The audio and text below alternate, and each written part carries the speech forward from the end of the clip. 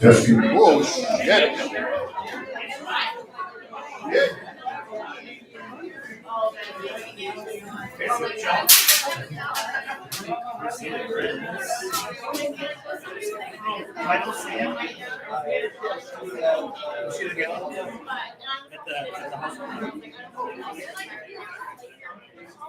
You guys can make your run up to the front of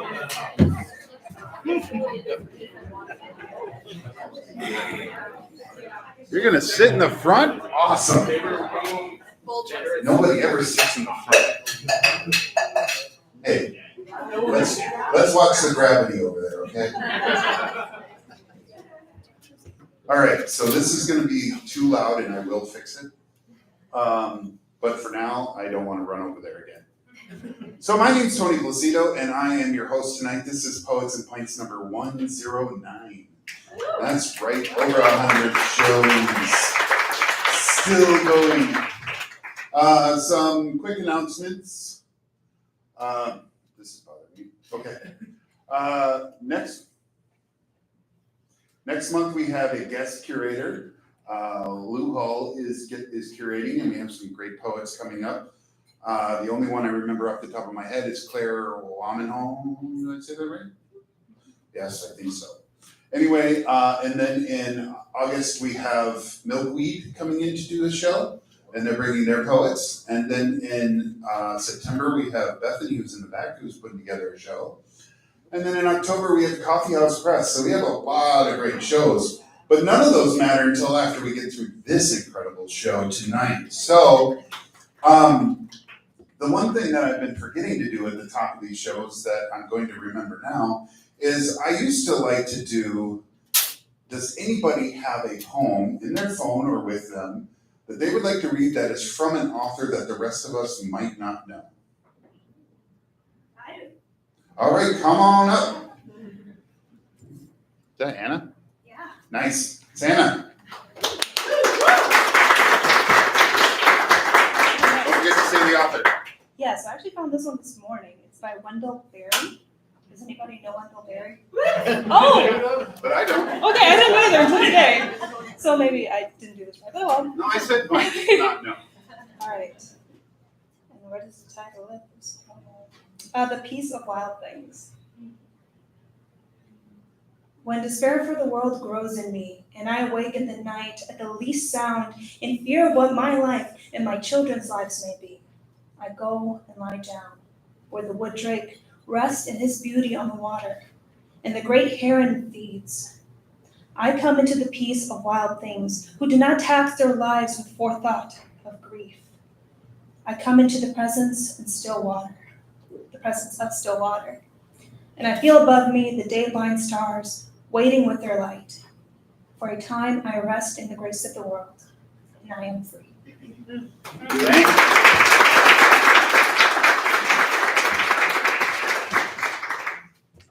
So thank you everybody for coming out tonight.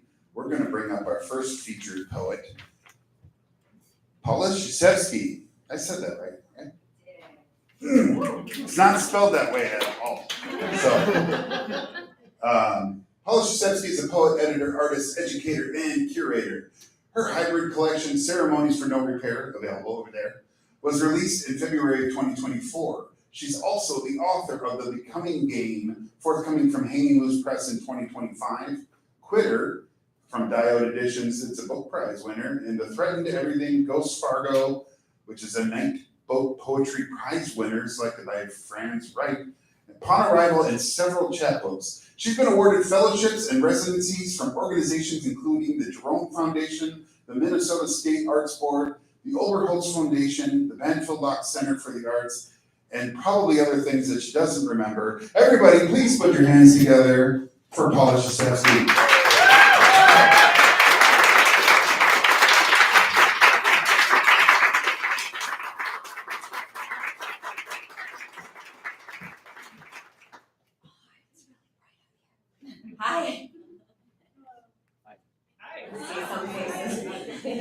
Thank you, Tony. You're welcome. I'm really happy to be back.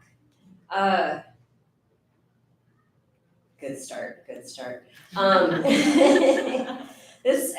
is my fifth book and my weirdest book, and I'm just gonna say thank you for clapping. It's just like a grief wail. But it's also the first book that I have incorporated many of my like prints and images, and there are even some comics in it. So it's really happy to be reading. Oh my gosh, it did sound like. And today for you, I know there are some copies over there, but really it was just. I'm just gonna read a poem. Yeah, it's all kind of set in 2020 when everything was happening to all of us, and we were kind of handling it in our bubbles. So, a river can the way a body can. Here by the riverbank, everything's frozen. Bare branches balance, vacated nests, a squirrel leaps and belly dusts the ruts of cross-country trails. In summer, I took sorrow here to the river, dead marriage, dying mother. It was uncontainable, not unlike big farm runoff or our dumbed-down guns or conceal and carry TikTok accounts. I saw a red fox here once, but not today. Mostly clouds, mostly other white people with all the right gear shooshing through the snow grooves. In summer, it was mostly vaccinated people jogging too close to unvaccinated people or vice versa. My private sorrow lugged along and tossed in. The river said yes. Yes, I asked first. Hey, I don't want your sorrow gushing downstream to my house, said someone, but emotions are organic. A river can thrash this one against a rock, dizzy it in eddies, and transform any feeling. I really must believe this, the way a body can transform when a body can. Last spring, my body could alter nothing, and so I asked the river. Yeah, I believed in it. Hard to imagine in this later season, personal sorrow ever having trumped any collective grief. When I say imagine, I mean remember. Imagine spring, a river, a thaw that mirrors a healing, a bald eagle migration, all the returned kinds of green. Hard to remember how sorrow governed last summer, and hard to imagine whether the bottom feeders of the Mississippi below the current sheets of ice gulped up and spat into the silt when, along with my sorrow, I tossed over the bridge, my wedding ring.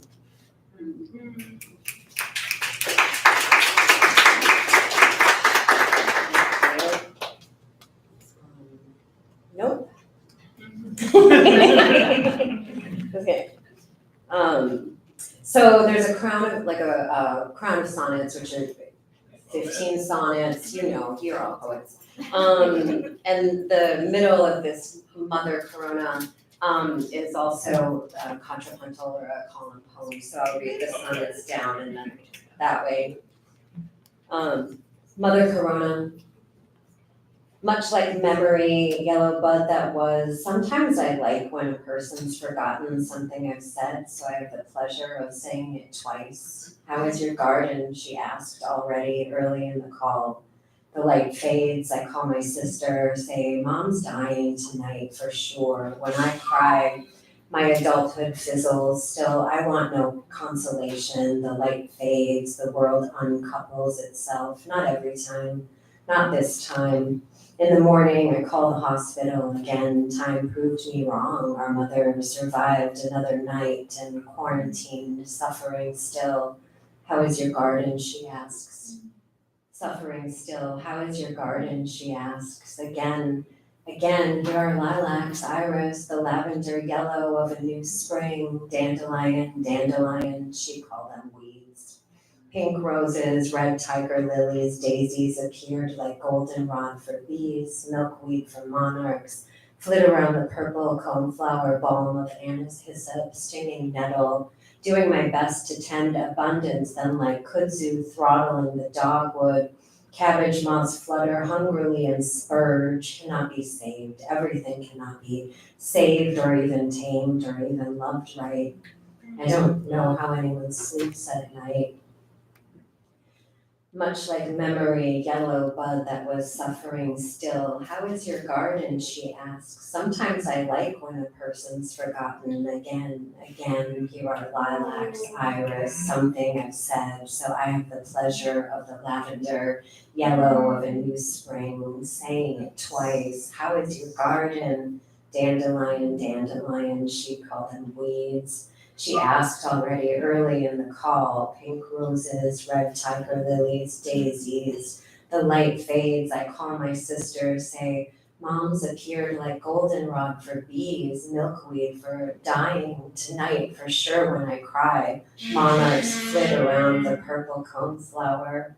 My adulthood fizzles, still I want no balm of anise hyssop, stinging nettle, consolation. The light fades, the world undoing my best to tend abundance, then couples itself, not every time, not this time, like kudzu throttling the dogwood. In the morning I call a hospital, cabbage moths flutter hungrily and spurge. Again, time proved me wrong, our mother cannot be saved, everything cannot be survived. Another night and quarantined, saved or even tamed or even loved right, suffering still. How is your garden? She asks. I don't know how anyone sleeps at night.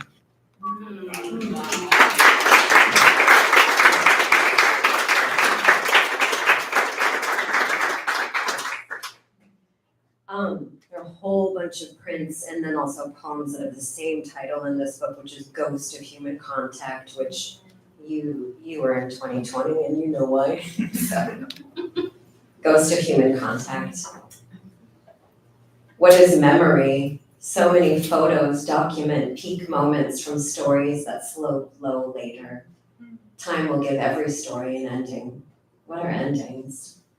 I'm in the basement, clearing out the ex's trash. How's this guitar still here? Pearl acoustic buried behind married years. It was mine once, but I recall giving it away. I can only ever play Sinead O'Connor's Black Boys on Mopeds, which uses the same chords as Neil Young's Helpless and probably a lot of other songs too.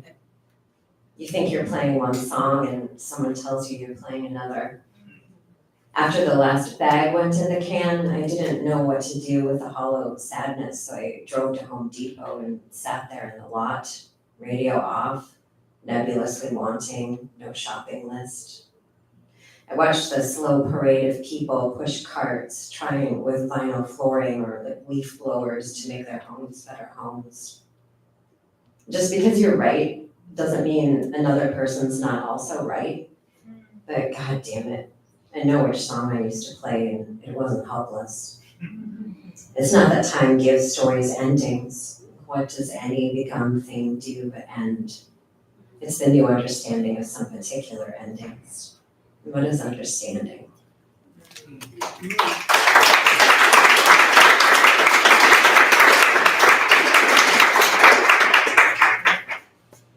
I have some poems that are not in the book, I have a book coming out next year that's all mostly based, like right after Trump was elected, I was like, well, I can't write anymore. And so I just would have a friend over and I would make the tea and I would do a tarot reading for them. And then for the next week, I would write them a poem based on the reading and anything that kind of happened in the news would filter in.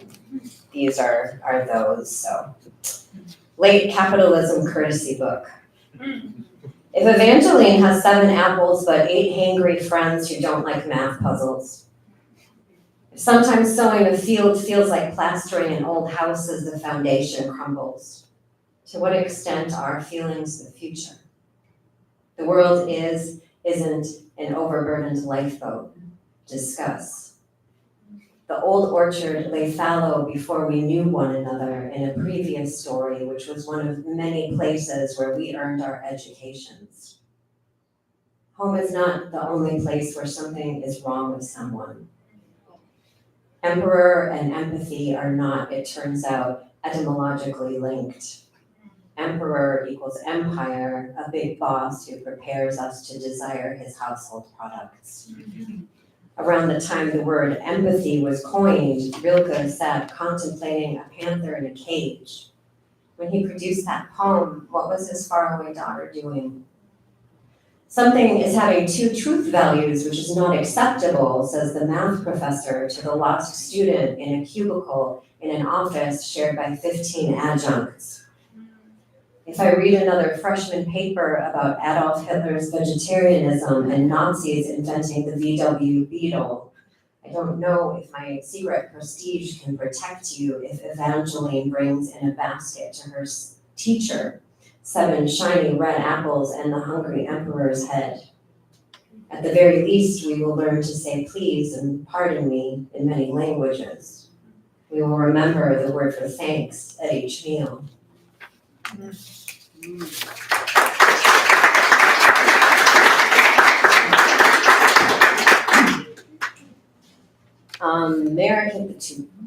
I'm so, like, it's become a thing. I just have 2 more, and then I feel so self-conscious every time I say that now. Like, it's almost over. American Tangle number 1. Waiting for the bank's drive-through teller to greet me from a screen, I realized I hadn't brought my cell along on errands. A little jolt of what if something happens, followed by a minor chord of disgust. Something we don't yet understand entangles us, an obstacle to our collective, to our convening.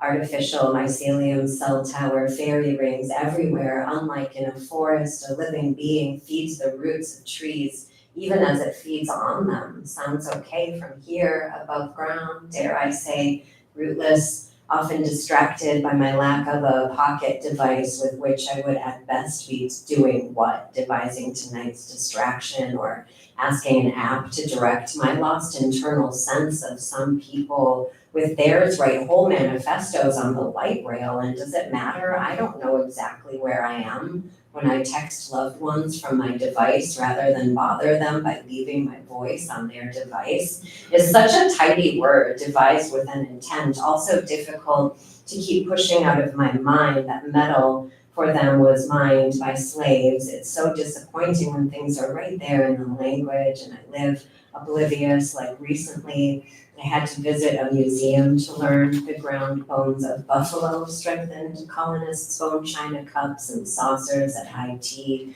I have come to find working within a net of multiple errors is an anxious passion, never not some obstacle to repair, recombine, revision, or just while distracted to drop and shatter the screen of again. Damn it.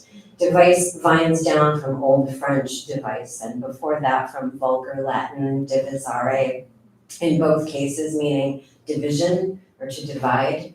My device performed more slowly than yours, so goodbye, I guess forever, becomes a true story to share with strangers.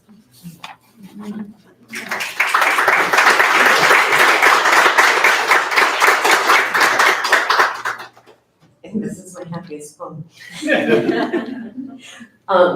What was your first concert? My first concert was a red leaf. My first concert was waiting for a ghost in the woods or the tiny motor that runs your love. Once I was addicted to absence, thief of everything green, batting at nothing that's visible to me.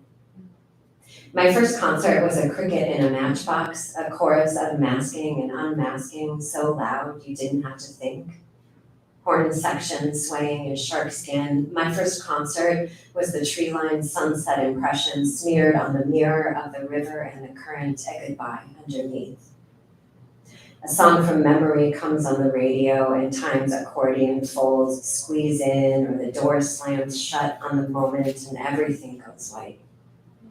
I was singing along to stay alive. My first concert was a hammock swaying greenless leaves. How is it? You make me want to repeat everything. Everything. My first concert was seeking a second heartbeat, unapologetic, undaunted by a missed leap. Thanks so much.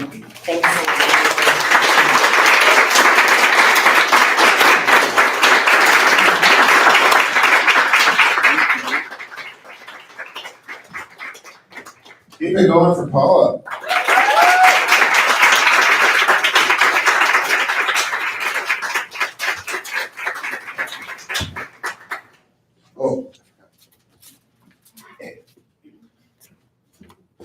So if you're curious, because she didn't tell you, her book is $20 if you pay cash and a little bit more if you have to pay PayPal. So buy that book. All right. Speaking of books, we put out an anthology of the first 2 years of this show. So these are poets that were on from February of 15 through January of 17, which was our first 2 years. So there's some fantastic poets in it. It's $15 if you don't have it, and it's $15 if you have it too. So if you're buying some copy. But it's all going to Crack Walnut and the League of Minnesota Poets. So buy it. It's a really good book. I'm not saying that because I'm in it. And then if you are an aspiring poet or a longtime poet or a person who makes money in poetry, good on you. We have these cards on the tables and on the bar and etc. And on the back there's a survey. If you fill it out, that's how you get on the show. So it's not brain science on how people get up here to do featured work. It's just you sign up and I'll put you on eventually. So with that being said, somebody who signed up a long time ago and we finally got them on the show here. If I pronounce your name wrong, I'm very sorry. Sreekanth Bhaskaran. That's right. 2 for 2. Sreekanth Bhaskaran spent the first half of his life before moving to the U.S. at the turn of the century. Okay, I said that right. His poems often deal with themes such as displacement and heartbreak. His poems and essays have appeared in the Florida Review, the Bangalore Review, the St. Paul Almanac, Nice Cage, and Kali's Moksha. He lives in Woodbury, Minnesota. Oh, thank you for going all this way. He is a member of the League of Minnesota Poets, me too, and has performed at Crack Walnut readings multiple times. Please, everybody, put your hands together for Sreekanth.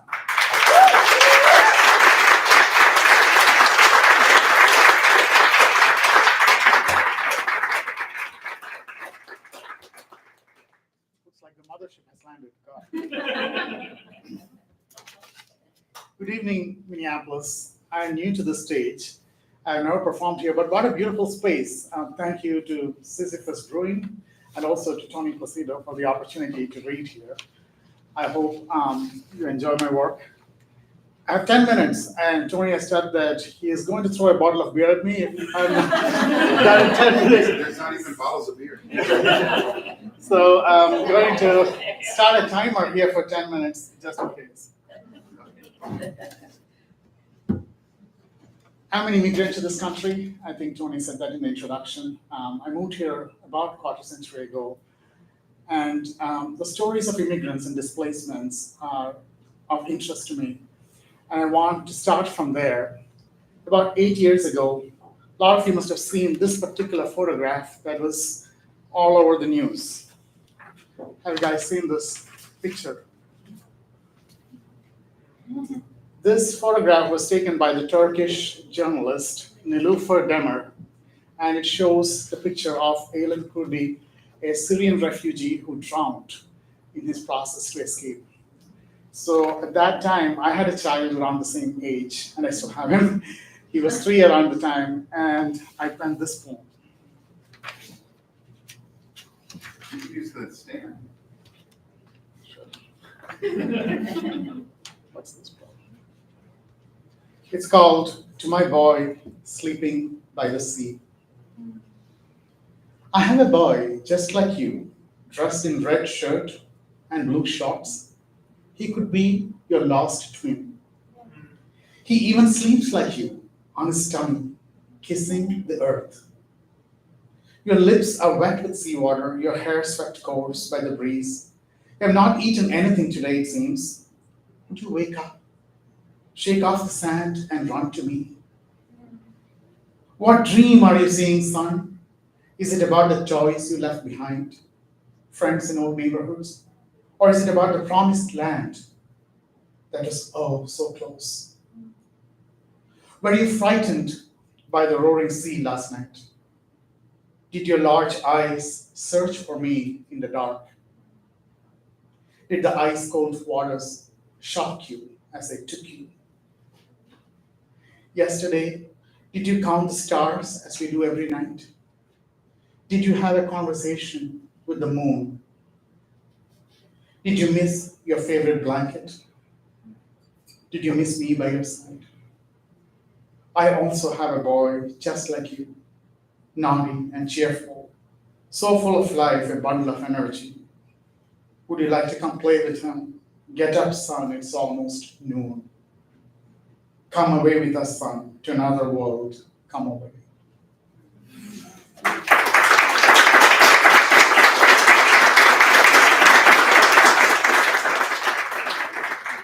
Thank you. My next poem I'll be reading for, and this is the second one. It's called Arrhythmias, and it's about living in a senior home. I think I'll be there sometime, hopefully, if I make it to that age. So, Arrhythmias. Breakfast is served at 8 o'clock sharp in the dimly lit ground floor hall, where flowery wallpaper with ivy reminds me of glorious 70s and roaring 80s. There's gardening at 10 o'clock, followed by soup and sandwich at noon, which I'm allowed to take to my room with a newspaper that should be returned. Manuela stops by at 1 p.m. Did you take your pills, ma'am? She inquires in her rough voice with heavy accent. I nod. She checks the dispenser to be doubly sure. Esther from next door stops by. Her son is in town. She'll be out for 4 days. Esther looked upbeat in her yellow skirt, the bright lipstick on her pale face barely concealing her excitement. There's bingo at 2 p.m. for those who can't sleep. I pretend to nap and close my eyes. I imagine Esther with her grandkids walking the beach. The beach never seems to end. Esther dissolves into the sea. There's dinner bell at 5 p.m. Early birds with acid reflux gather under the ivy and say grace. We pray for good health. We pray for our children's happiness. I pray for a new day. A day when there are no scheduled naps or bingos. A day when blinking ambulance lights won't wake me up at night. A day when I'll be as happy as Esther, but still ready to go peacefully.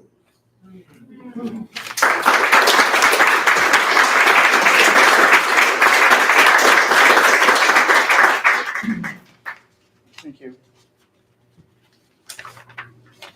My third poem is called Walk of Fame. So last year on this time, on spring break, I had the chance to take my children to the Hollywood Walk of Fame. Those who have been there, there are stars with actors' names on it. My kids were so happy running around. Oh, I know this one, I know this one. But there was somebody else there, so I wanted to write about him. It's called Walk of Fame. He was wiry with wavy blonde hair, stinking of trash, urine, and weed, but still handsome and carefree. He sauntered in the afternoon sun, smiling softly, the holes in his beige sweater revealing his pale pink skin. As he swayed side to side, searching, the names etched on the pavement. Someone's former lover, someone's beloved son, a former star looking lost, looking for that lost star. Thank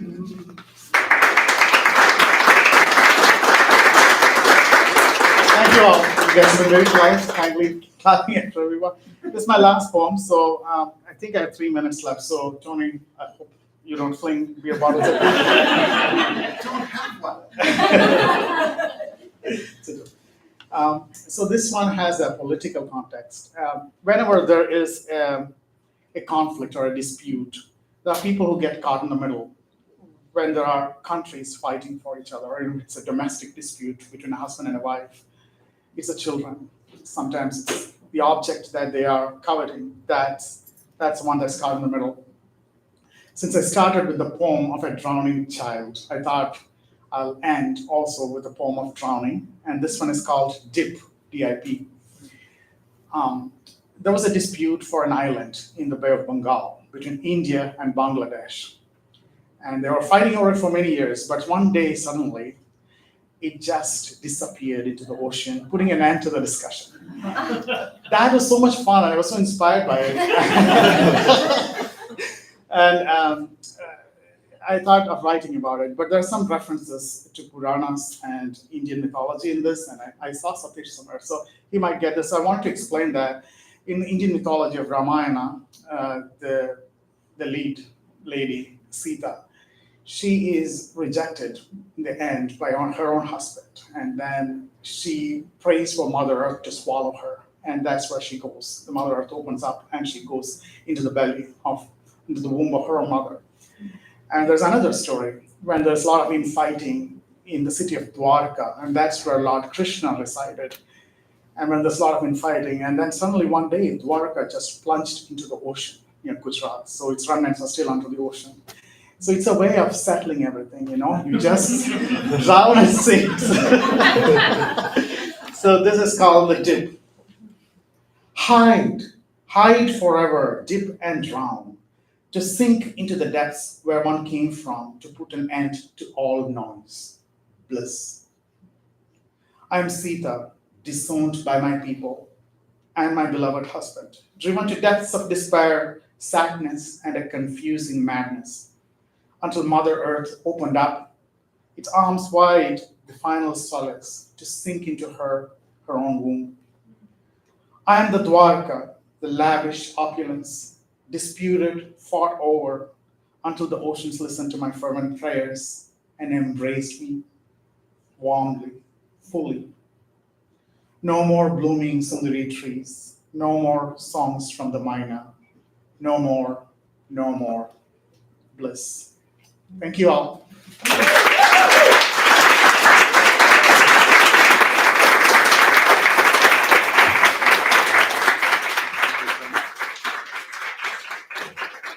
Keep it going.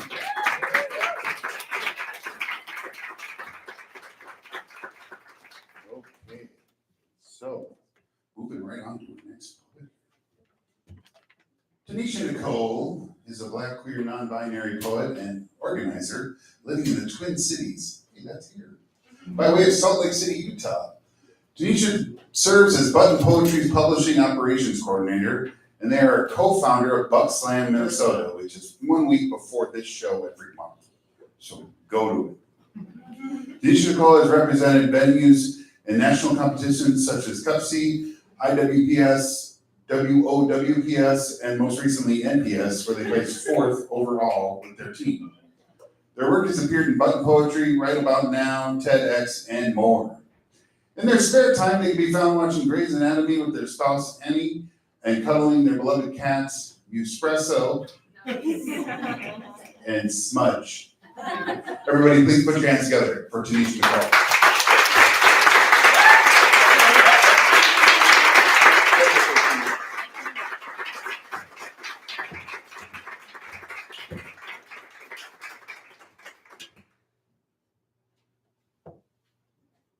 Oh, I should have did that. That's my turn.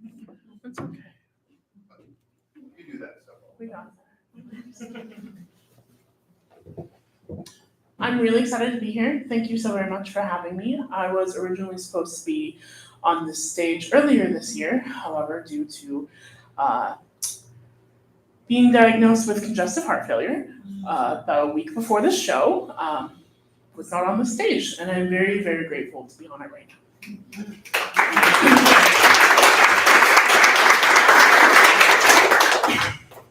So 10 years ago, Mahogany L. Brown began a viral social justice movement known as #BlackPoetsSpeakOut. It's in response to the grand jury's decision on November 24th not to indict Darren Wilson, the police officer who fired lethal bullets into Michael Brown in Ferguson, Missouri on August 9th of 2014. If you are not aware, today is Juneteenth. My name is TaneshaNicole Kozler, and I am a Black poet who will not remain silent while this nation murders Black people, and I have a right to be angry.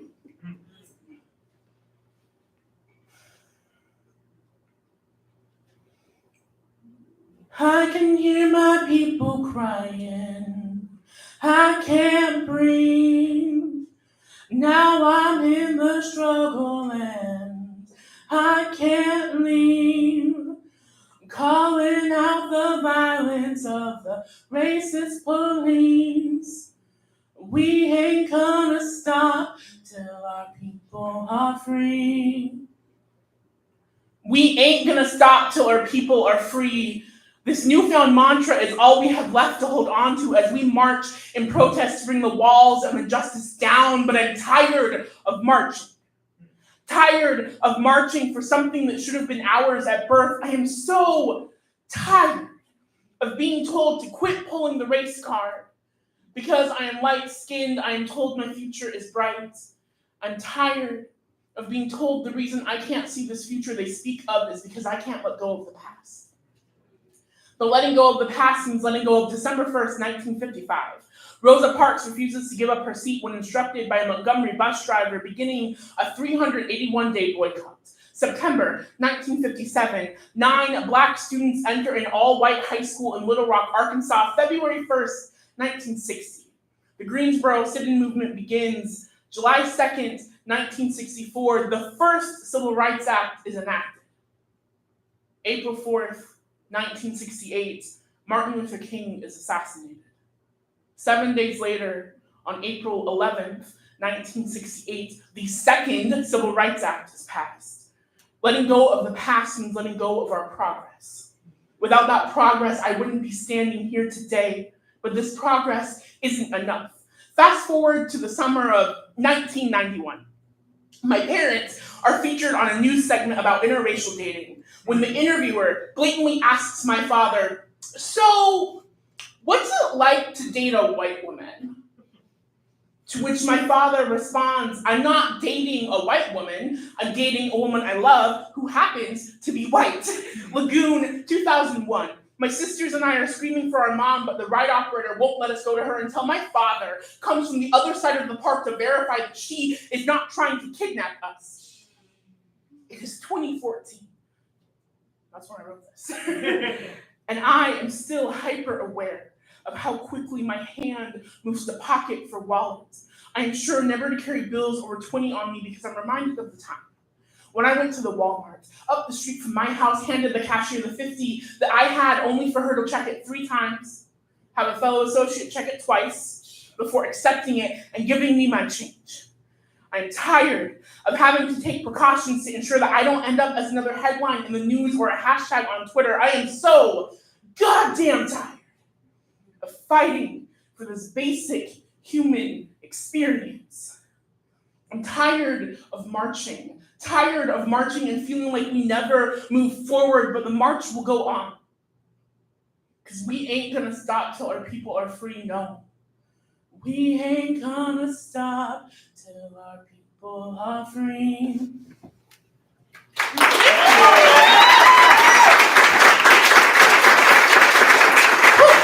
love this so much. Thank you. Y'all are lovely. We're just gonna go on an adventure, and I promise we'll end on a high note, but we're gonna go some places first. So it is not only Juneteenth, so we're celebrating Black folks and the alleged liberation of us. It is also Pride Month, which means we're celebrating queer folks. Guess what? I'm both. Woo, way to go. And also, 2 days ago, yes, a week ago about, would have been the anniversary of the Pulse nightclub massacre and shooting that happened, that was specifically targeting queer Latinx folks of color. So this poem is called "The Summer of Mourning." The summer of mourning is the same summer in which I hear Orlando and Charleston, knowing none of these cities were meant to be final resting places, but both hold stolen spirits. It is the summer of attending 2 vigils for the same horror because the first one couldn't do the community justice.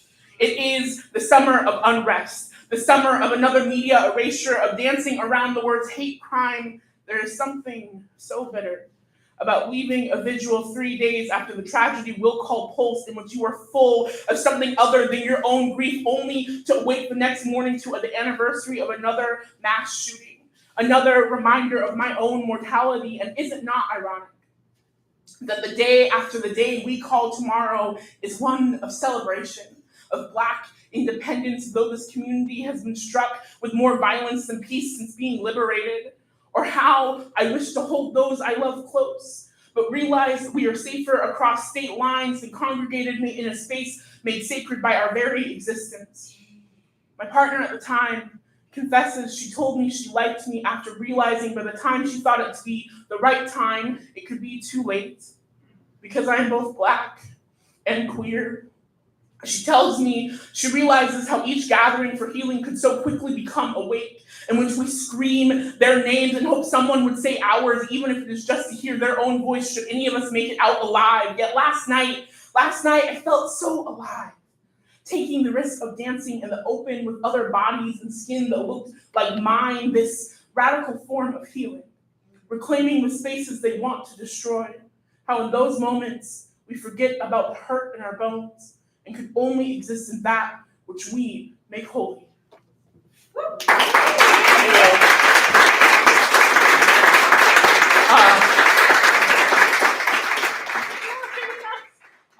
Gender's weird, so here's some weird shit.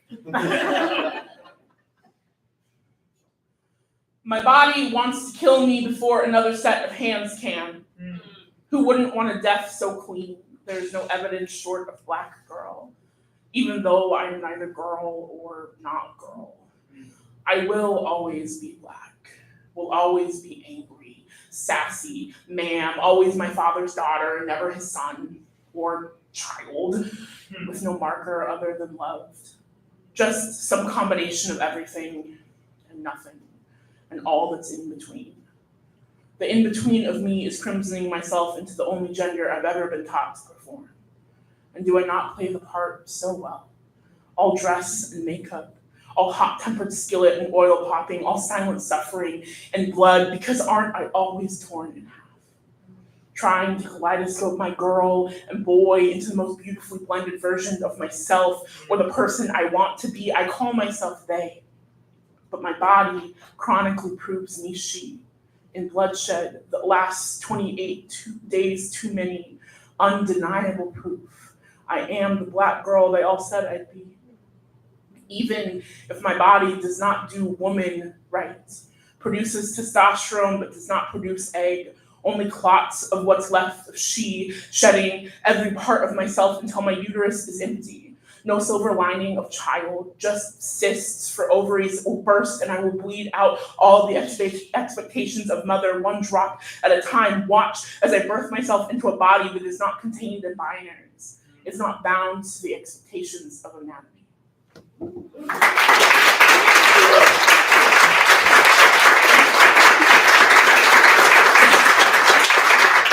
Y'all are lovely, and I'm so glad to be here.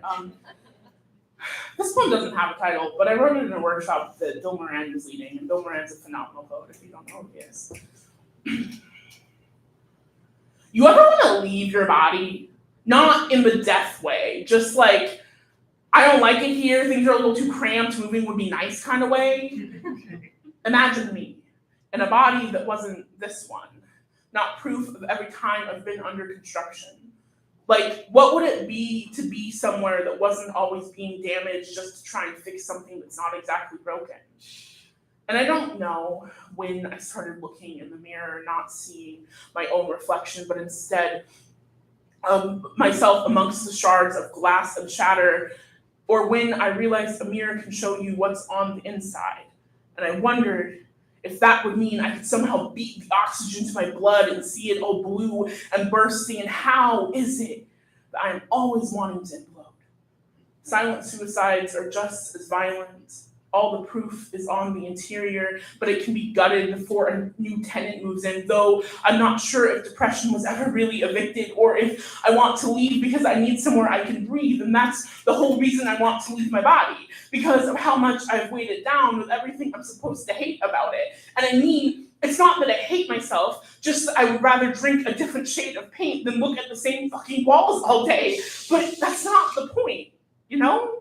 The point is, I could be somewhere different, in a space where I could thrive and live the best I know how. And maybe if I wasn't in the same body that society has taught me to hate, I would learn to love the parts of me I've never seen as anything more than for sale or rent or give away and take. and take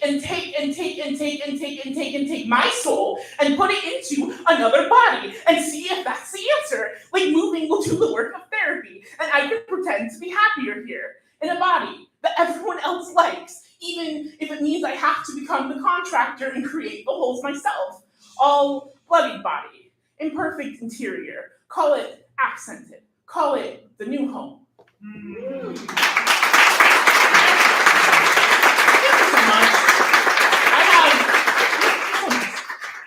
I have one more poem to share. I don't have a book. All these people are amazing. They probably have books and they're cool. I don't have a book, but I do have an incredible community and I have an incredible group of friends that have put together a care campaign on my behalf. And in lieu of supporting me with the book, if you feel so inclined, there's a little QR code that will go to covering the last bit of my medical debt. We were just under $2,000 away in like 6 days. This community is fucking wild and amazing. Yeah, I've got more of these. There's some over there. We can talk and be friends. Thank you so much.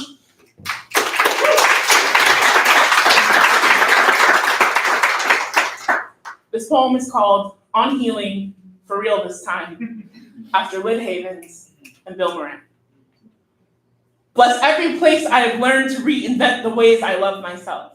Bless every Torrid and Target and Ross for being gentle on the days I only want to hurt. Bless all of the people who have let me hurt and still loved me in the morning. Bless every time I put myself before razor but stopped before breaking skin. Bless every tattoo shop sanctuary that has turned my need to break skin into masterpiece. Bless Lucky 13 and Cathedral and Defining and SLC Inc. and All Wolves No Sheep in all of the cities I've been in shops that I've only been to once. Bless the state of Minnesota, even in the winter. Bless that 1,300 miles away was enough of a difference to mean that my best friend is still on the other end of the phone when I call. Bless every friend turned therapist. Bless Viv and Cozy and Mariella and Stephanie and Carissa, and how when my problems are too big, they tell me to go to Camille, my actual therapist. Bless all of the unpaid emotional labor they do for me anyway. Bless Camille for still doing sessions with me even when I didn't have insurance. Bless the sessions that were working. Bless the poems for when they don't. Bless Watchtower Cafe and even Stevens for being home to my emotional overflow. Bless Slam, even when I don't play to win. Bless the open mic and the courage it sees. Bless the Salt City Slam team and Zach and Ollie and Anna and Selena and everyone who's ever helped me grow as a writer. Bless cats. And how something so little has been enough to keep me alive. Bless that after all of this, I am still alive. Bless unconditional love, even when I feel I don't deserve it. Bless the way I am reminded that I do deserve it. Bless every resident for investing in me the same way I did in them. Bless Paige for always asking me what my proudest accomplishment was until I had a better answer than staying alive. Bless the ways I have learned to thrive. Bless every workshop and free write and notebook that holds secrets Camille doesn't know yet. Bless that over the course of a year I have become who I am right now. Bless I am not the same person everyone who's ever hurt me knew. Bless the work I've put to getting here, even when I wanted to quit. Bless that my mama didn't raise no quitter. Bless the fight I've got inside underneath all of this trauma. Bless every time I thought I found salvation but didn't quite have it right. Bless the ways I have grown instead. Bless that's healing that's come in the form of people and places and things if I let it. And oh, bless and bless and bless and bless that for the first time I want to let it. Thank you so very much. I'm so excited. My name is TaneshaNicole. Give it up once again for your host, Connie.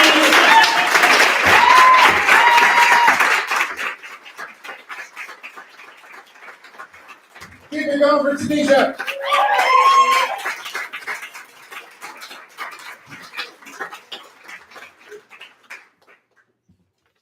Weird thing about adrenaline and growing old and all that happy shit is that I can somehow jump on stage like that and say, give it up for Tanesha, but I go down one stair and I'm like, ow.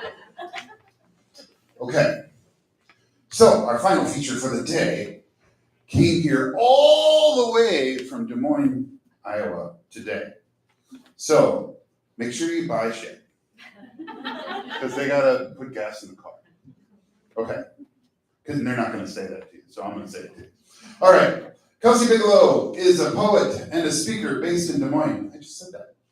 She spends her time working as a mental health poet, sharing this therapeutic tool with audiences of all ages across the world. She's the author of Far From Broken, available over there, The Coffee Cherry, Depression Holders and Secret Keepers, available over there, and Sprig of Lilac, available over there. Her work is published with Central Avenue Publishing, Pile Press, Lyrical Iowa, Back Channels Journal, Spirit Lake Review, and elsewhere. Kelsey is a 2024 Pushcart Prize nominee, a 2023 Button Poetry Video Contest finalist, and a 2023 Central Avenue Poet Prize Shortlist finalist. And she's the founder and leader of the Des Moines Poetry Workshop, the chair for the Iowa Poetry Association Poetry Slam, and the co-tournament director for the Blackberry Peach National Poetry Slam. Everybody, please put your hands together for Kelsey Bigelow.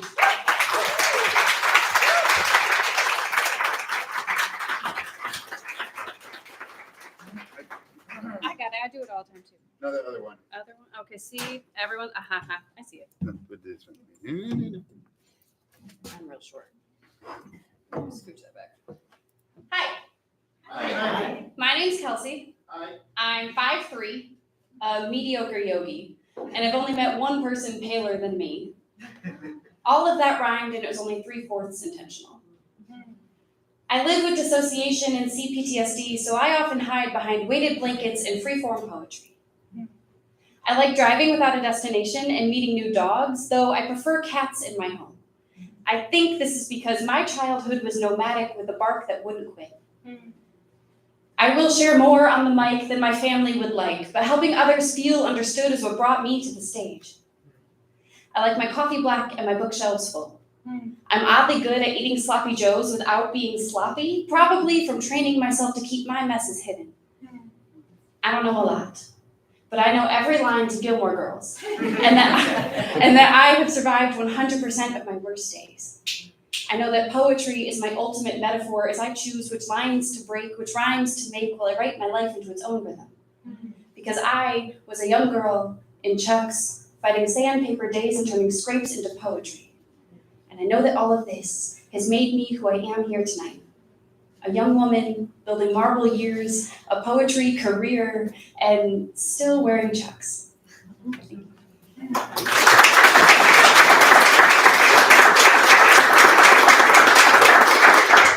Hello, okay, so that is how I like to say hi and introduce myself without actually introducing myself. That is my honors poem after Rudy Francisco. I've got to give credit where credit's due. I didn't come up with that format. But yes, so I technically came from Des Moines, but you guys are actually the last stop on this leg of my book tour. Yeah, so I actually just came from Milwaukee and hopped up here, and I'm heading home and I'm ready for my home bed. But I am so happy to be back. I'm happy that Tony asked me to be back at Poets and Pints. I love it here. And so I have a few poems from my new book, if that's cool to share with you. Yeah. So my book is called Far From Broken. I released it in April. That's insane. That was that long ago already, and also that fast. But this book, we don't need to give all the context. We only have 10 minutes.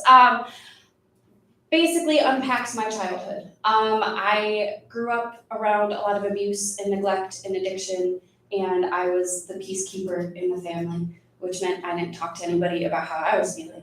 And so instead I talked to my notebook. And this book is kind of giving voice to my past self, because there are poems in here that I wrote when I was in 3rd grade, when I was 16, 18, 20, all the things, up until now. I'm now 30 for context. And so this kind of gives voice to my past self, but also shows how I coped through all of that, but moved myself to a better place in life, and am now living not regular, because I'm a poet for a living, but a happy life. And so this is kind of a roller coaster of a book. So we're about to have a roller coaster of our own. Is that cool?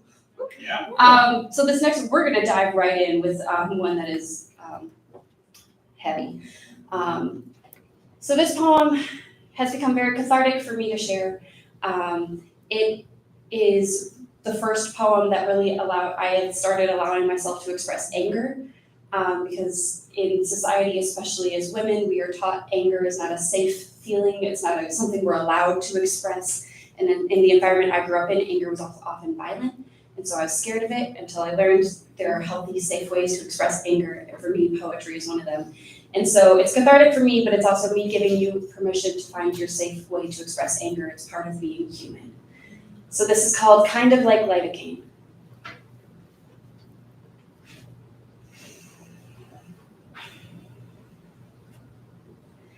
I was 5 years old, playing on the apartment complex playground with my 2 older brothers. It was a downpour, and we were sliding and dancing in the mud, full of childhood joy. That is the last memory I have where I felt like a child. That is the last memory I have of us 3 kids as a unit. My therapist asks how I feel sharing this story with her, and I say, kind of like I understand why I always want to play in the rain. Kind of like I wish I remembered what good things happened between then and now. Kind of like I'm grieving siblings I never actually lost while their ghosts smile at me in photos pretending the hits don't exist. Kind of like I can't logic my way out of how fucking sad it is to not have a good memory with your brothers in 25 years. Kind of like numbing myself out of this heaviness. And so I do. I fade my eyes out, remove all emotion as she describes dissociation. On my way home, I scrape my hand on a door hinge. I let it bleed and bubble until finally rinsing it off because isn't that just like me? To prefer dealing with damage I can bandage? As I wrap the cut, I think about how no amount of gauze could clot their neglect. No cast can mend the brokenness in this family. There is no ointment capable of curing the years they disowned me. There was no drug left untested as they searched bottles for a sister they left back on that playground. There's no antibiotic for this kind of healing, so I've studied how to inject my own kind of lidocaine to avoid it all. And I got good at it. You see, there's a calmness in the numbness, a simple path to breathing and surviving. But I've learned this numbness shows itself more as a lack of joy than a lack of sorrow. So I return to therapy with a bandaged hand and a raw heart and ask her to teach me how to stay present even in the heavy so that I may finally hold on to a good memory.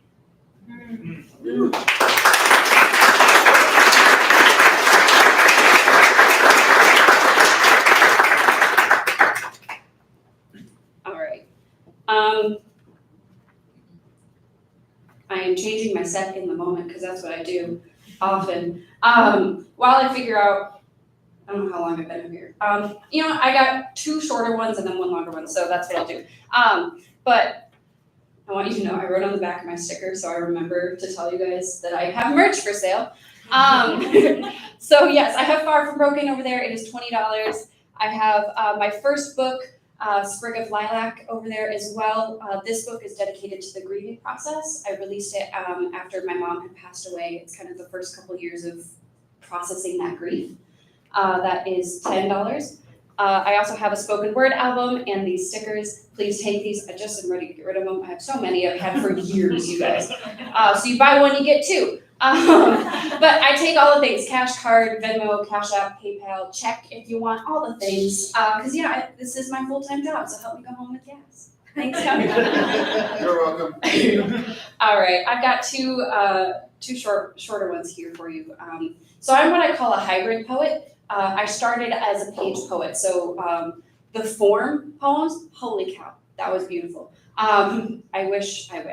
But that's what I started as, and then I found spoken word when I moved to Des Moines, and I now work to make my poems live equally as both. And so these next 2 are kind of like that. This poem, you actually, Tanisha, right? Yeah. You inspired me because you did a workshop poem from Bill Moran, right? Yes. So this poem is actually a workshop poem from the great Danez Smith. Yeah.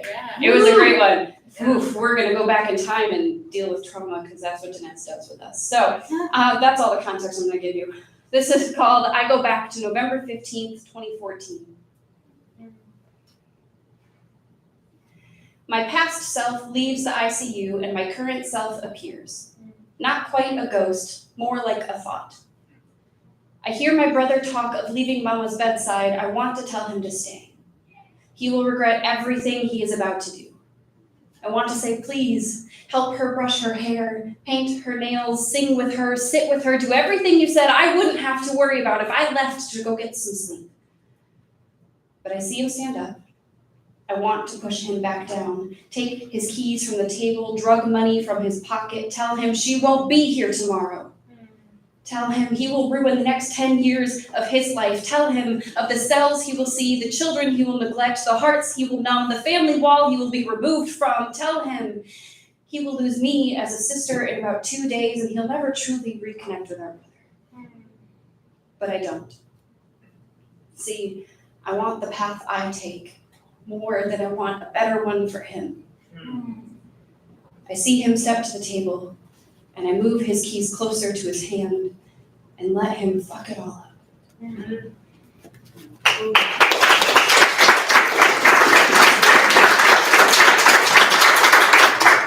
Don't worry, we're gonna end happy.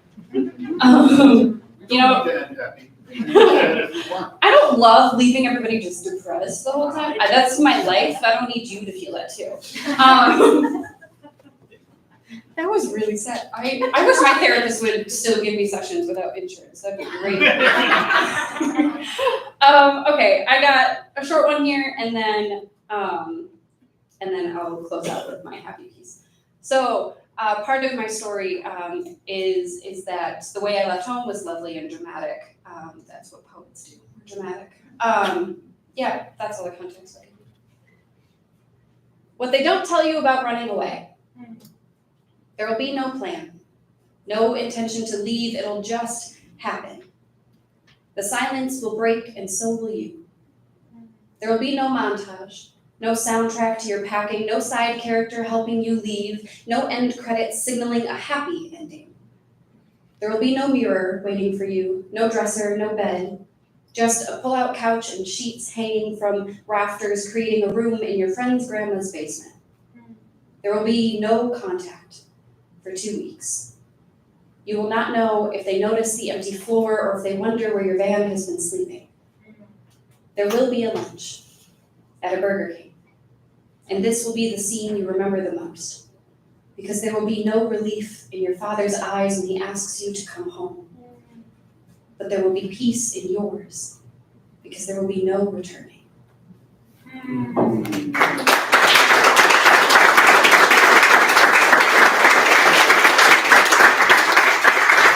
Thank you all so much. I have one last piece I'm going to share with you. If you want to follow me, I'm pretty easy to find. Just any of the socials or my website, whatever you want. If you search Kelsey Bigelow Poetry, you'll find me.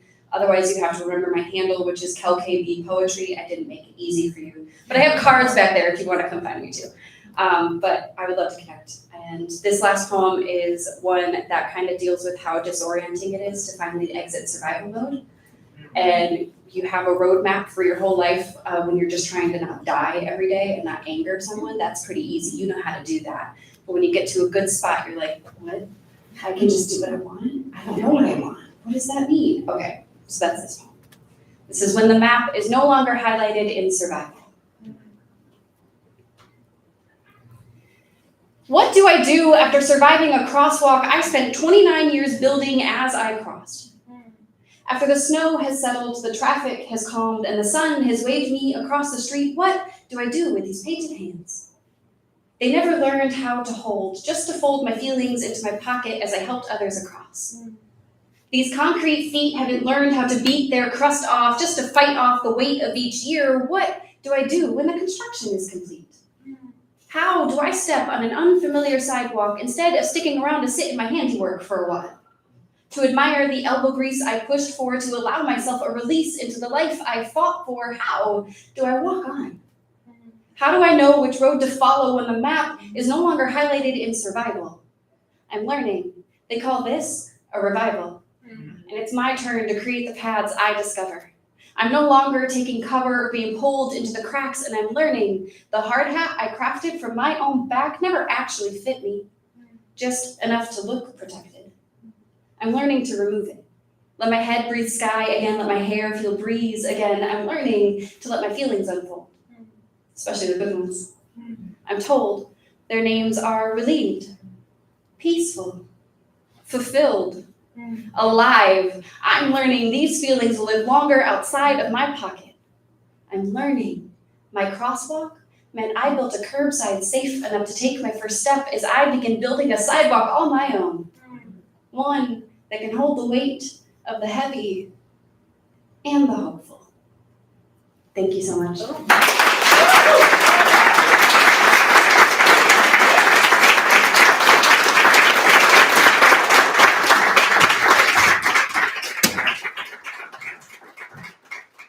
Oh, keep it going for Kelsey, please.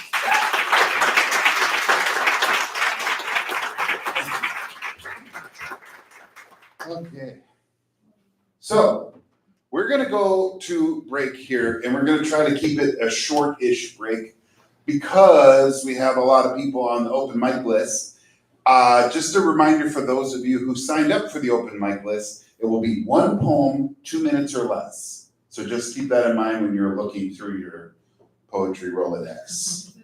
Okay, so like I said at the top of the show, we're part of the League of Minnesota Poets and Cracked Walnut, which is the local chapter of the League of Minnesota Poets, which means we are a nonprofit.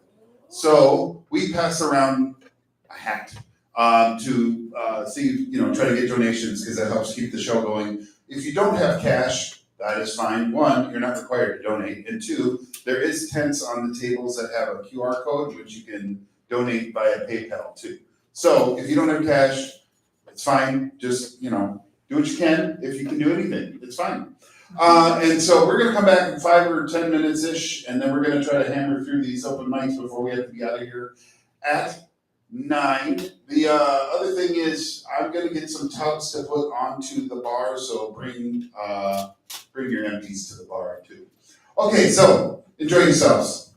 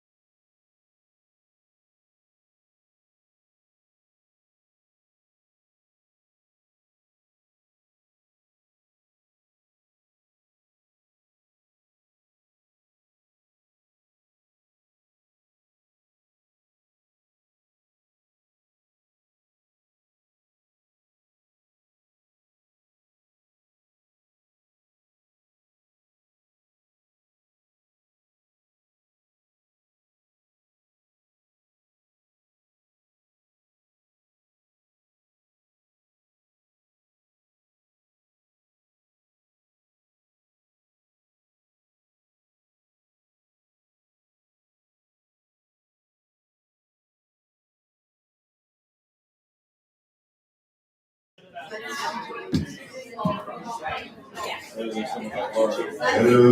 We're going hard. Hello. All right, we gotta work on our harmonies.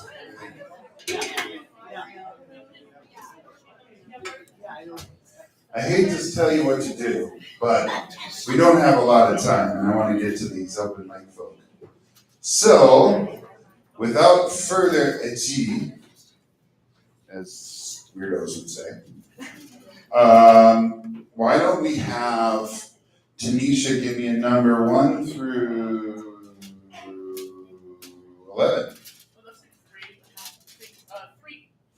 3. Hey, look who got on right away, Francis. Woo!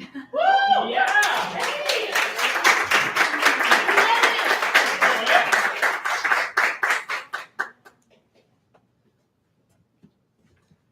Okay.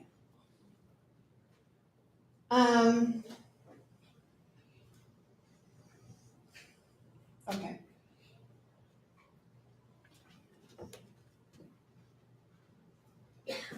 Dang it. It's having me do my password. To be fair, she just signed up for the open mic. Like just. 5 seconds ago. Okay, that's not good. Thank Tanesha.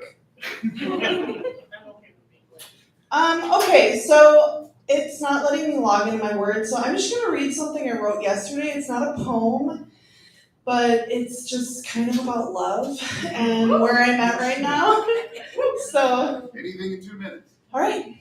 I've learned relationships are never perfect, but it's important to remember the small things that you do for each other. The small things matter, and no one should settle for less. I'm grateful I cleaned myself and my life up so I can be in a healthy relationship. It hasn't always been easy, but love rarely is. Sorry if this is super random and personal. Our relationship hasn't always been easy. True love is not a relationship with no issues or arguments. True love is a couple that communicates through their issues and grows from their arguments. This is why couples that work through their differences with grace and kindness are the most successful. If you love someone, you don't want to hurt them. And if you're hurting the person you love, then you'll be willing to change. This is not to say that you can't love a person who is or has become toxic to you. Many people love their partners even if they go separate ways and can't find a solution. But true love is the height of relational love. It's not unconditional. It's work and growth and honesty and courage and commitment. True love is the unfolding of your choices made, that of which are inspired by a real attraction and desire to understand each other. There are times in my relationship that have been painful and concerning, but I've never wanted to break up with him. I've never felt myself being pulled away by another man. I'm proud of my boyfriend and I'm proud of our love. This is a new kind of love to me, a true love. I found in my boyfriend a man who will hold my hand, pray with me, listen to my stories, rub my back, cuddle, help me around the house, be open and honest with me, and support me in the ways he knows how. My boyfriend is willing to grow with me and has shown me this. We have grown so much together. We have done this through our love for each other.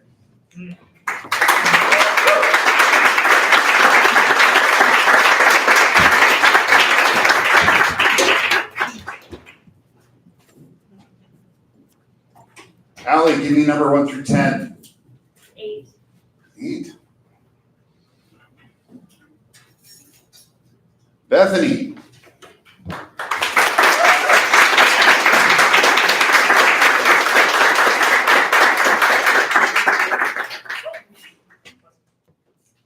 So I'm going to do something a little different tonight, and I'm not going to read my own poem. I'm actually going to read one of Kelsey's poems, because I can't see anything, but she's, yeah, she's over there somewhere. And I the reason why I wanted to read it was because it had such a big impact on me. About a year ago, a little over a year ago, my mom died, and she I bought this book from her last time she was here, and I read it all in one sitting. I was like sitting in my bed and I read it all in one sitting, and then I got to this one and I just like, it was like all of the healing like tears like came out of me, and so in appreciation, I just wanted to share this piece. November 16th, 2016. The hardest part is not accepting I'll never hear you call me baby girl again, or hear you laugh when I'm unexpectedly sassy. It isn't seeing the ballerina wall hangings you bought me when I was 4, or looking at the picture of us dressed in all leather for my 7th birthday. Not even holding the scrunchie you were wearing that last day we spoke. The hardest part isn't knowing you don't need me to re-microwave your coffee again. It's not the fact that you'll never watch Simply Irresistible with me again, or sing along to Wide Open Spaces for the 101st time. It is not seeing your can of pumpkin filling collect dust on the top shelf, or your pasta salad recipe never tasting quite the same. It isn't knowing you will never meet the woman I'm becoming, or know the things I have accomplished. It isn't even receiving pictures from grandma of your headstone surrounded by patches of dirt. The hardest part is watching your grass grow. Thank you.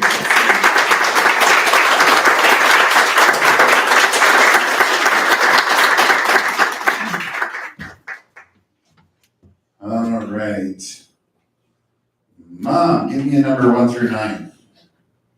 4. Whitney.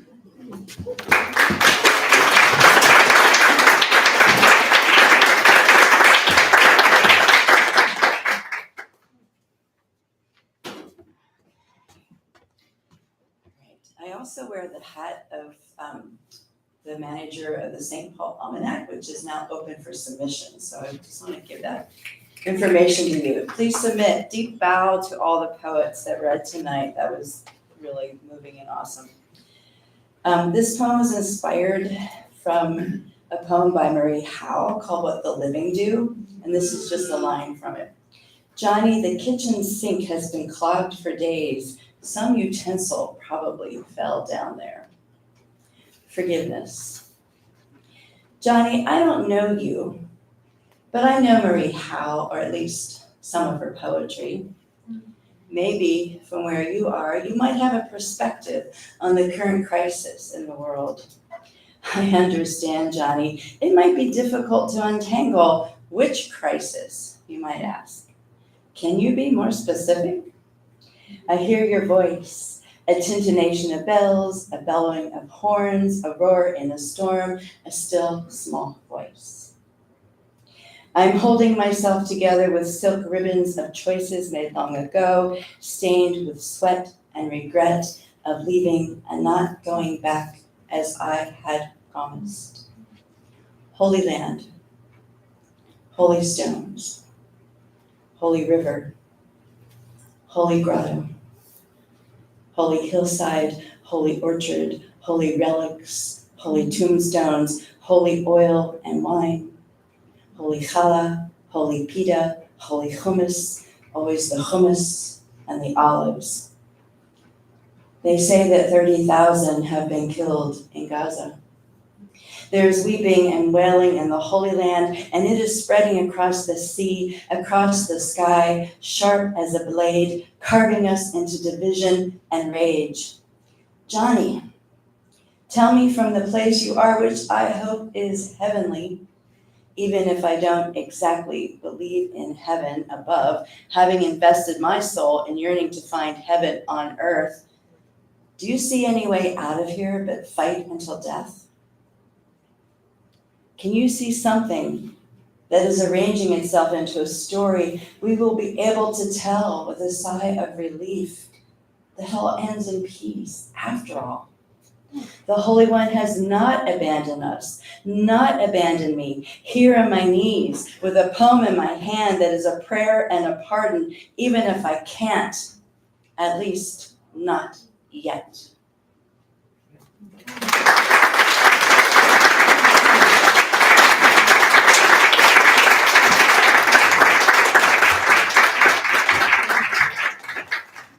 So just to let you know, if you don't know, we've been recording the show the whole time, and we have a YouTube channel. So go ahead, please subscribe. That'd be awesome. It's not monetary. We don't monetize it at all, but we still like when people come and watch the show. All right, Paula, give me number 1 through 8. 7. Thora.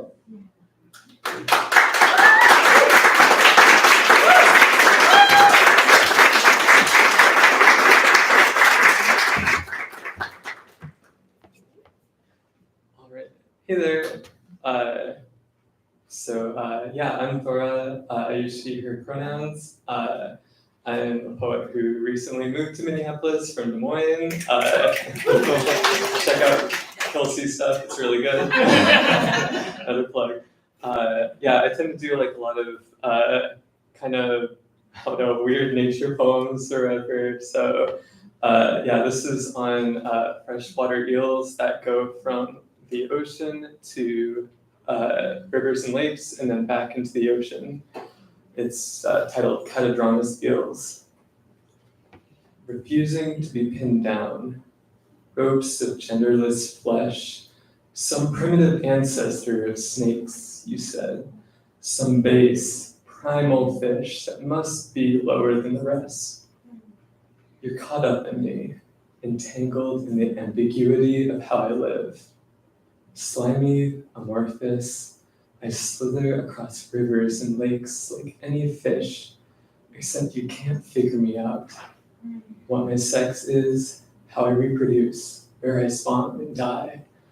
Caught up in your questions, you capture, dissect, tag and monitor my siblings, sussing through veins and spines to find answers nestled in the slime.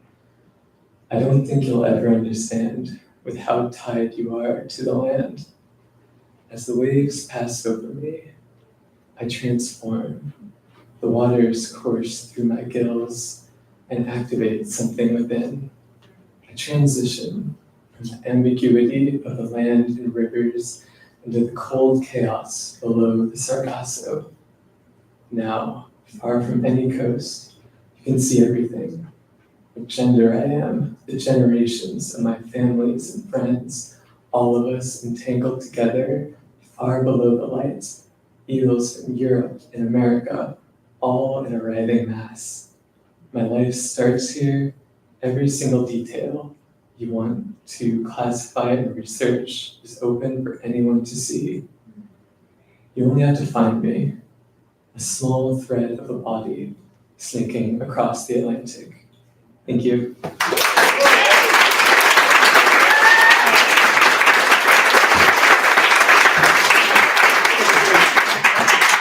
All right, we're just going to keep things rolling here just because we're running out of time. Laura, come on up.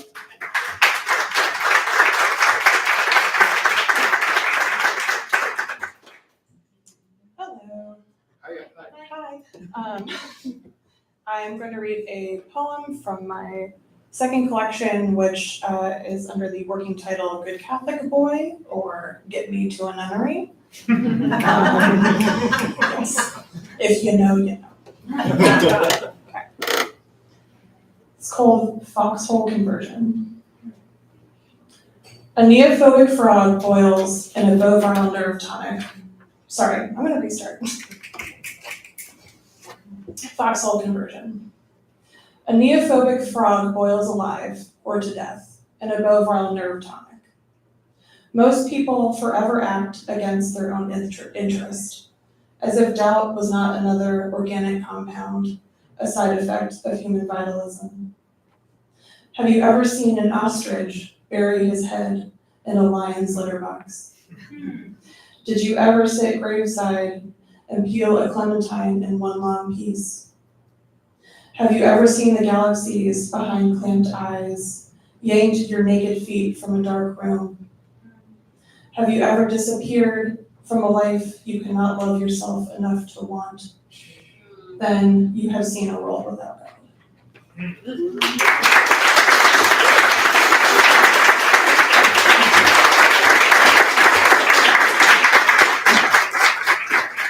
Nice. Zach G. There you go.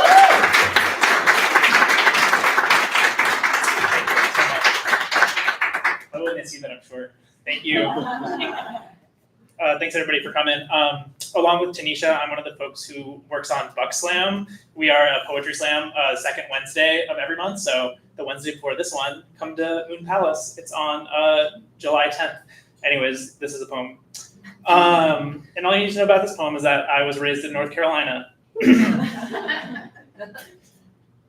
My folks ain't from here. That's what I'd say whenever asked why my accent doesn't drip molasses thick, why vinegar and pork fat are absent from my parents' kitchen.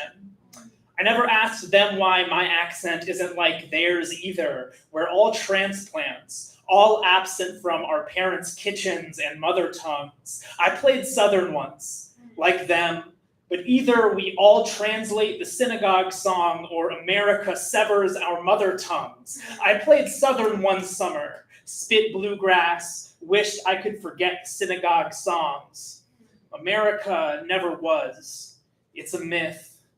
Years after my parents' last road trip summer, split gas, blues, I bet they can't forget the drive south. Their thread unspools like a myth in the years since their last road trip. There's a science to it, knowing how far south to drive until the threat unspools from a question.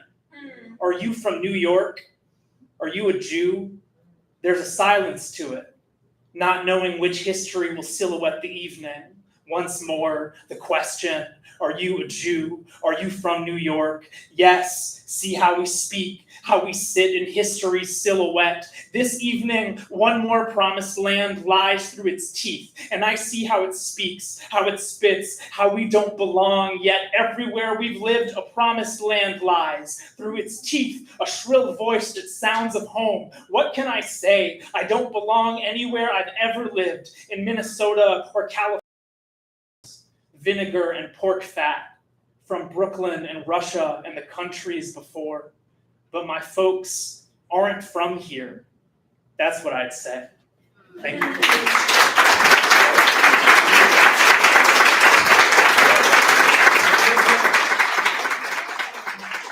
All right, next up is Barry.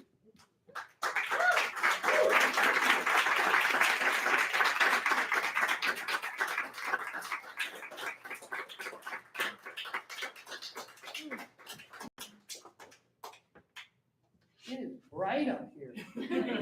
I can't see anything. Well, I have a very tragic poem. A road bicycle is dangerous. I fell from a bike and damaged my knee. Stationary bikes are safe at the gym. I'm not as happy as I used to be. I came to a stop while my feet weren't free. My clip-on pedals are a discipline. I fell from a bike and damaged my knee. My presence of mind was an absentee. I was not as smart as I should have been. I'm not as happy as I used to be. That my feet were held was a shock to me. I forgot that my shoes were still clipped in. I fell from a bike and damaged my knee. I'm a victim of stupidity. Pebbles in the asphalt shredded my skin. I am not as happy as I used to be. I suffered the impact of gravity. My pain is worthy of a violin. I fell from the bike and damaged my knee. I am not as happy as I used to be. Thank you.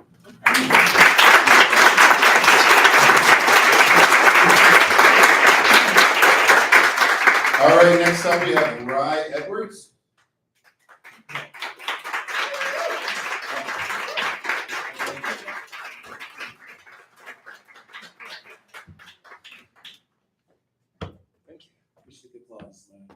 First time poetry.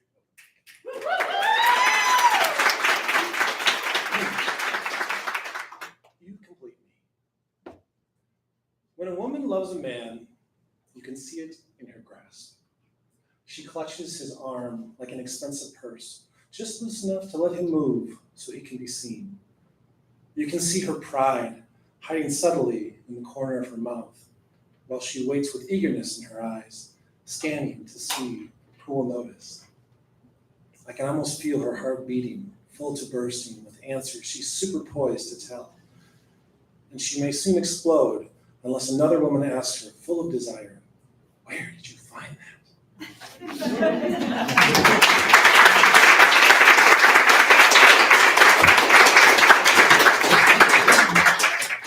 Next up, we have Christy.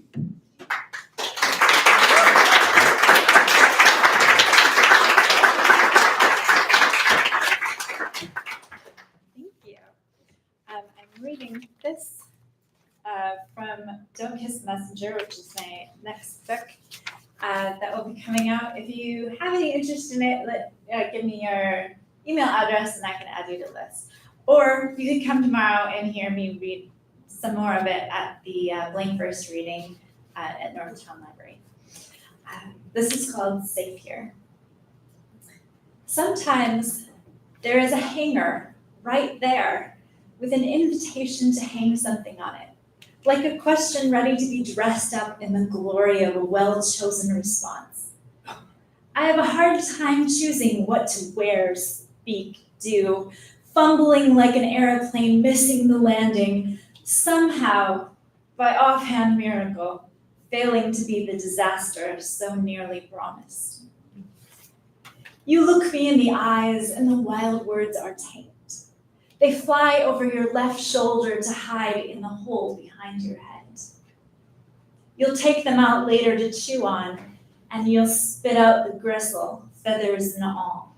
Keep only the sweet meat of my meaning, divined and divine, like a message from one reflection of God to another, like a sky in clear water.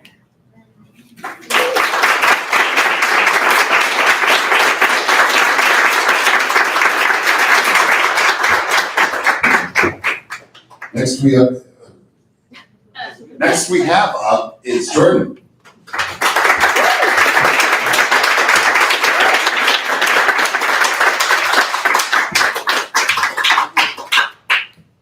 It's okay, it's okay. It's okay to be small. In the grand scheme of things, you don't matter at all. There were billions, there are billions, there'll be billions of stars, and none of them have ever heard a single word of who you are. I forgot the last one.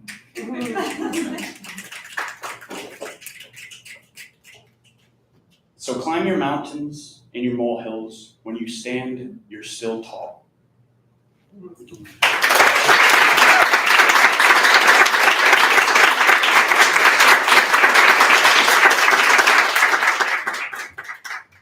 Anna.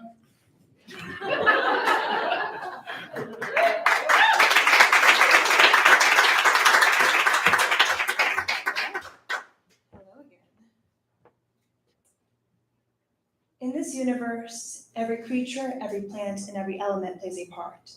In this delicate dance of nature, there's a hidden truth within every heart. Each being holds a light deep inside, capable of shining blindingly bright, though many are unaware of its presence, because the circumstances we're in make the world seem like a dark place where the light will never shine again. Often we wander through life's maze, seeking a light, seeking a reason to exist, not realizing that the challenges we face hold the answers to all of our questions.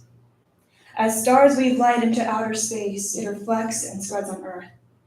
Life, in its most raw and unfiltered beauty, teaches all beings how to shine, not despite the darkness, but because of it. There are lanterns lighting the way, guiding us back to our true home, one filled with inherent luminescence. Keep your eyes open and you might see that everything is as it should be, right now, in this moment. We need to see life for what it truly is, a lesson on shining, a lesson on living, a lesson on learning, a lesson on loving. Challenges teach us how to shine once again, even in the darkness. Life is a journey of endless possibilities, where everyone solves their own mysteries. Every road traveled is unique, and every road taken is correct. Thank you.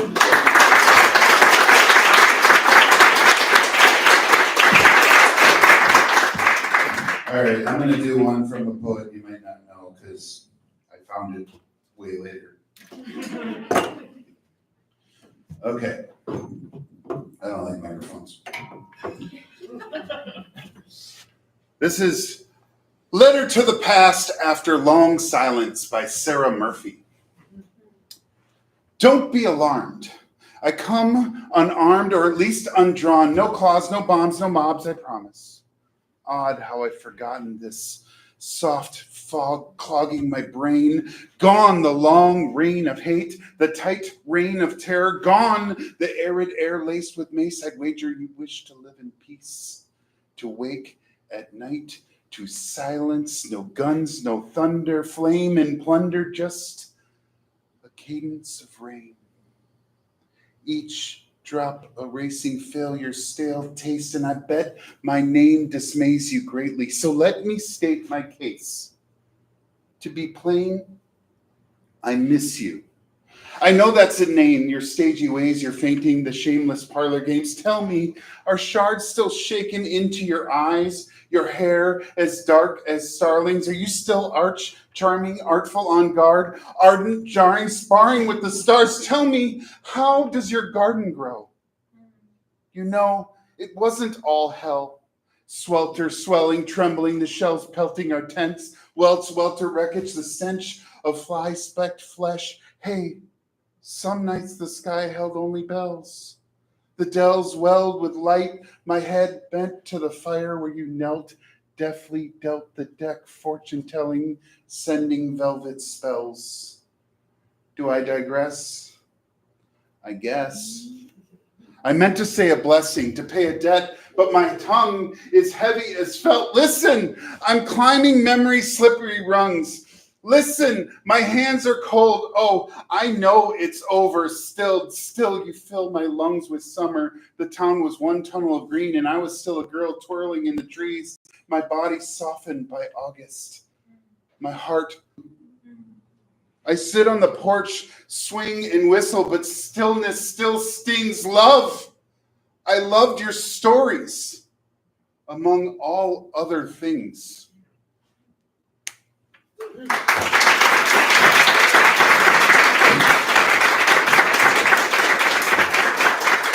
Okay, so first I would like to thank Paula Cisewski for being here tonight.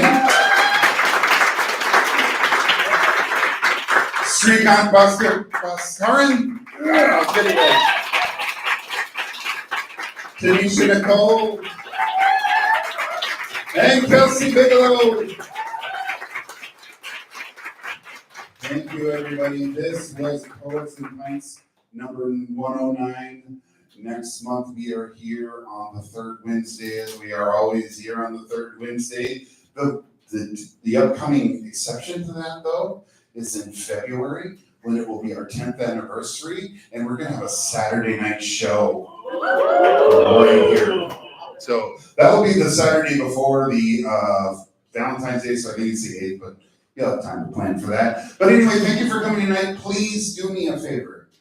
Not the candle holders, but the candles. Bring them to the bar if you have one on your table. Also the tents, and also all of your dirty dishes. Thank you very much. Have a wonderful night. We'll see you next month. My name's Tony.